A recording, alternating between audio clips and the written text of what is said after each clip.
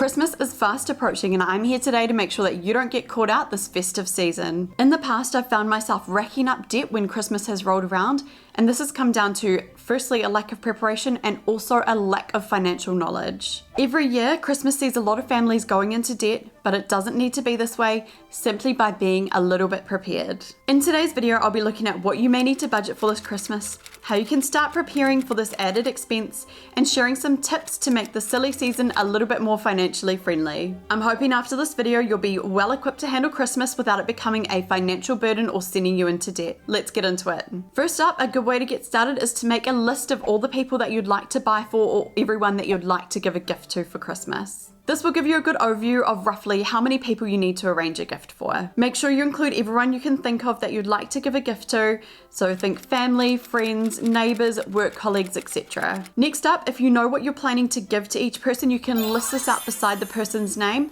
and also add in any approximate costs if you know them. If you don't yet know what you're going to give to each person, that's okay, it's something that you can work out later, but I would recommend that you at least put some kind of figure down in terms of an amount of money that you'll be willing to spend on each person. This will help to give you a bit of an overview of how much you may need to budget for gifts. Something that you could look to do if you're looking to keep costs down is think, is there any gifts that you could potentially make? For example, usually for our neighbours and for some of our family, we'll gift home baking, or my kids will do some kind of craft and we'll gift that. If you're on a low budget, this is a really nice route to go down and it adds that nice personalized touch to your gifts as well. If you look online, there are thousands of cool Christmas recipes too. Last year for Christmas, we baked some really cool Christmas cookies and my kids absolutely love decorating them to give as gifts. By the way, if you're finding this video useful, don't forget to like and subscribe. Next up, as part of your overall Christmas budget, it's good to think about food for Christmas Day. The price of food in New Zealand this year has gone up quite a lot, so I'd recommend that you add a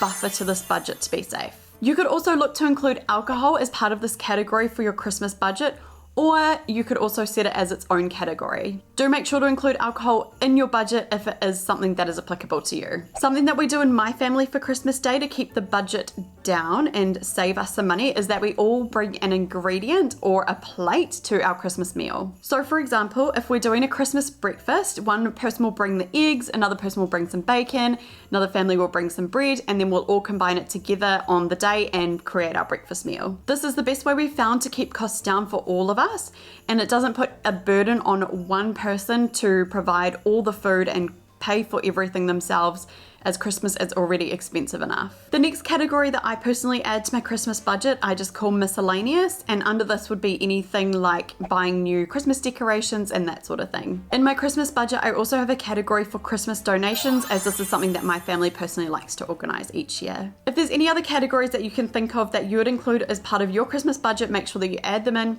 and also let me know down in the comments. So once you know who you're planning to give gifts to, how much all the gifts are going to cost, how much money you'd need for food roughly, and also donations or any other Christmas expenses, it's time to total everything up to give you an overall budget for your Christmas spend. Once you've got your final amount, I'd also add on a buffer so that you don't get caught out. You can also start this process at any time during the year or even at the beginning of each year. Over the last few years, personally, what I've been doing is starting my budget from January and allocating money each month towards my Christmas budget.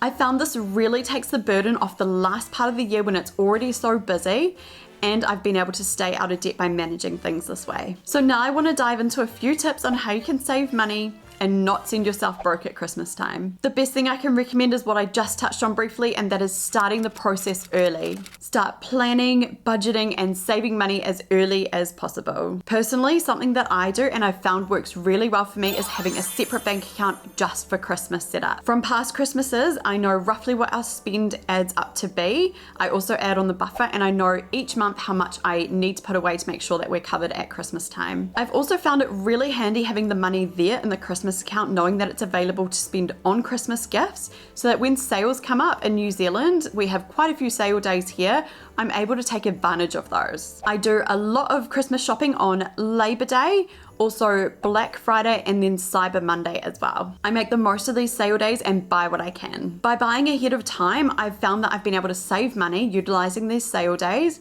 and also I feel so much more organized by the time Christmas rolls around. I found myself much less stressed having to run around and find last minute gifts. So the key tip here is to take advantage of sales as they come up throughout the year. This will take the financial strain and burden off that last quarter of the year, and you'll be so much more organized as well. I talked a little bit briefly about making homemade gifts. This is another great way to save money, but taking this a step further, and something else that you could do homemade is making homemade wrapping paper. If you have some kids, or if you're even creative, you could do some art or have your kids do some artwork on some paper, and you could use this to wrap your gifts. This is fun for the kids, puts a unique touch on your gifts that you're giving, and also saves you money at the same time. Something else you could implement with your family or even at your workplace is arranging a secret Santa. By doing Secret Santa, you only need to buy for one person instead of everyone. You could also look to set a limit or a budget for each person on what they're allowed to spend, and this can help keep costs down too. At the end of the day, Christmas really shouldn't be about the gifts. It should be about happiness and spending time with loved ones. It shouldn't cause you stress or send you into debt, financial strain, or hardship. If you prepare yourself well and also in advance, you'll be well equipped to handle the silly season. If you made it to the end of this video, make sure you drop me your favorite Christmas emoji down in the comment. If you found this video helpful, you might like to check out my 4 simple steps to creating a budget, which can help you manage your money better and help you set up your Christmas budget. Thank you so much for watching. Don't forget to subscribe, and I'll see you in the next one.